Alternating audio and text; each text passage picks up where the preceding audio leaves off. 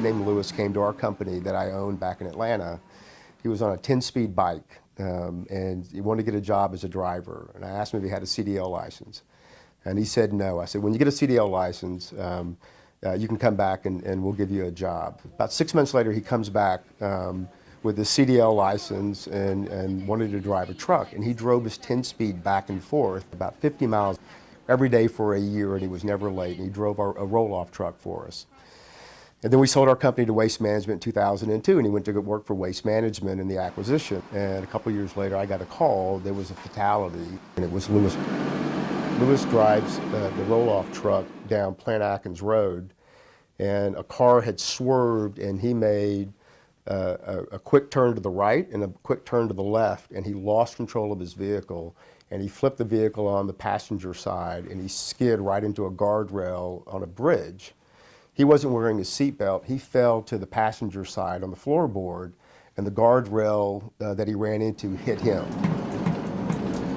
In Cobb County, where there's a fatality, the last person to show up is the coroner. So they had a white sheet over that part of the cab. Lewis was killed instantly, and the sheet was covered red from his blood.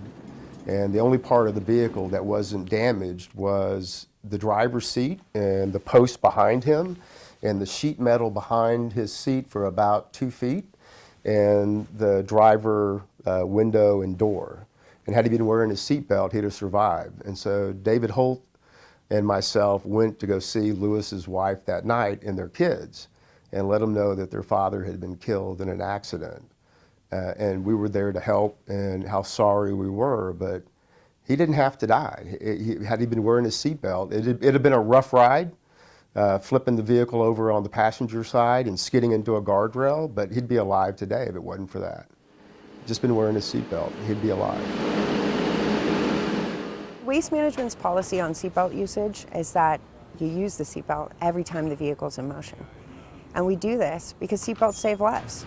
To me, if your butt's in that seat, the belt should be on. If you sit in that truck and the first thing you do is put your seatbelt on every time, your memory is going to be to where that's what you do every time. There are two types of drivers, those that don't care, think they won't get caught. And then there's those that may just say, you know what, hey, I got to run out and I got to do something that's not my normal routine. I don't normally do this, but I have to, and get back in. They're in a hurry and they forget. The driver thinking getting in, getting out, and unfortunately letting that aspect of putting the seatbelt on slip their mind.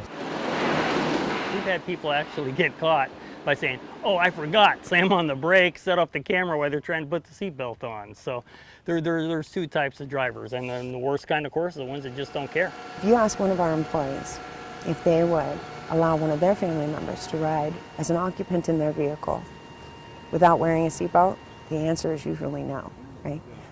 I don't know anyone who's going to put their 2-year-old toddler behind them and not fasten that seatbelt of the car seat. That's the first thing that they're going to do, is protect their child. And yet, they don't hold themselves in the same regard. Anything can happen. Even if you're not moving, what's to say someone else couldn't hit you, lose control somewhere and hit you, and you're in that truck. When that garbage truck is traveling down the road, whether it be 5 miles per hour or 25 miles per hour, when you're involved in an accident, that vehicle is going to stop. You don't have your seatbelt on, you are not going to stop. That's physics. You are not one with the vehicle, even though it feels like you're moving with the vehicle. Without that seatbelt attached to you, the physics are clear. You're going to move forward until another object stops you. That's pretty much one of the major things that could potentially save you if there was an accident, So yes, you got the truck, the body and all that good stuff, but hit at the right spot, or God forbid it flips you over, without your seatbelt, you're bouncing around everywhere in the cab. You are 30 times more likely to be ejected if you're not wearing a seatbelt. We've seen drive cam units and windshields hundreds of yards from where our truck laid to rest. Imagine if that driver was not wearing a seatbelt at the time, where that driver's body would have ended up. Your job depends on you wearing that seatbelt. If the job means something to you, you have a family to support, you have to wear that seatbelt. You can talk also about the safety, and you guys do a great job of that. We've seen a lot of videos, we see a lot of things about it, and if nothing else hits home, if that doesn't hit home, I hope you realize your job, if it's important to you, you have to have it on. Your family is depending on you to get home safely each and every night. And if you don't buckle that seatbelt, you're gambling. You're playing the lottery.